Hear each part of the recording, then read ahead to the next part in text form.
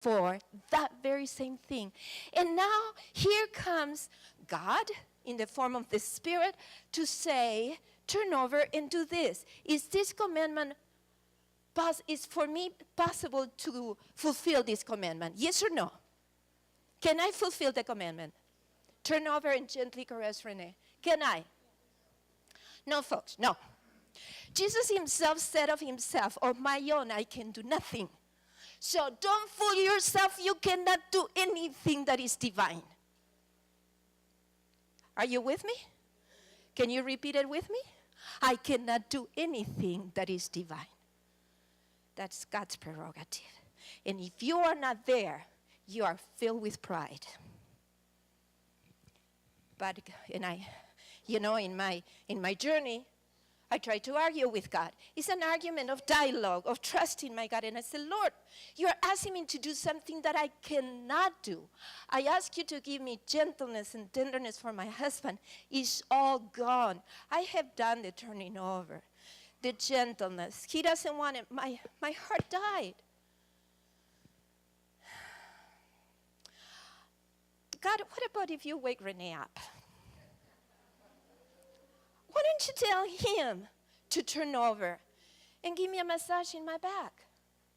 That will fill me with gentleness and tenderness for his love gift. But when I asked the guy, sweetheart, my back is hurting so bad I can hardly walk.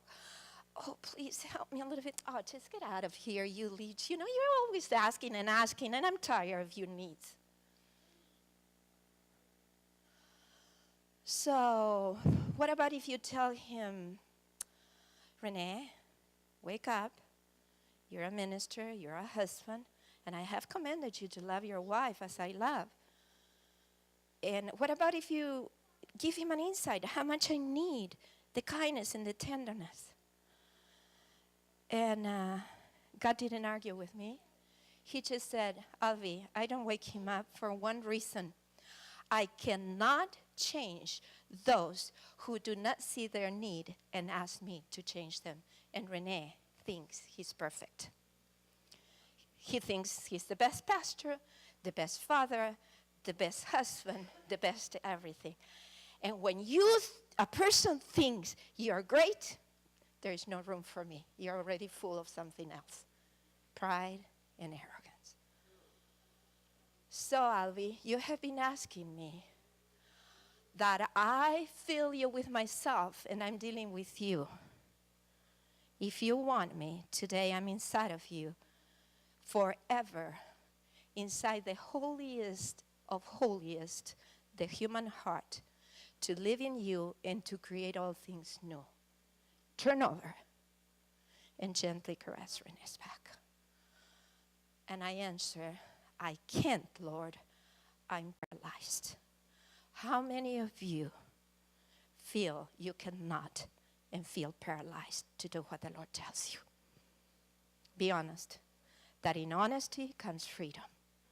Can you raise your hand? Do you find the deadness, the body of death? I cannot. Admit it.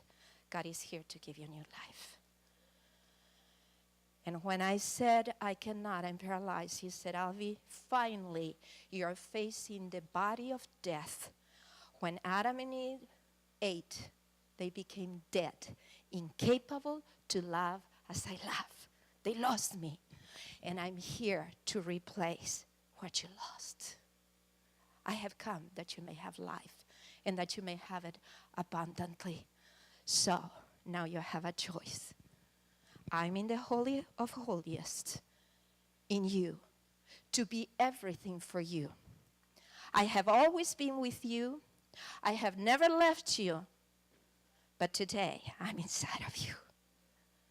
If you say no to me because your heart says, oh, if Rene doesn't humble himself, if he doesn't ask me forgiveness, I will not do it. I will leave the Holy of Holiest. And I will stay at the door of your heart, knocking and crying, weeping, because I see you adultering with the spirit of death of Satan. Did you get it? Adultering with whom? with his body of death.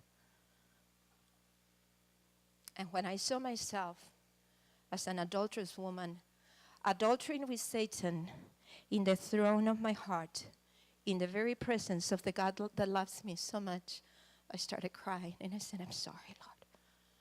I didn't know. See, all the years of being raised in the Christian faith, all the years of knowing about my God and Jesus the Savior, and all the years of putting truth in my head had not been enough to confront me with one reality. There is a body of death inside of me. And I can do nothing of my own.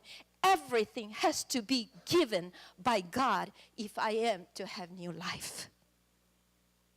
And I said, Lord, please don't leave me. Stay with me. And I raised my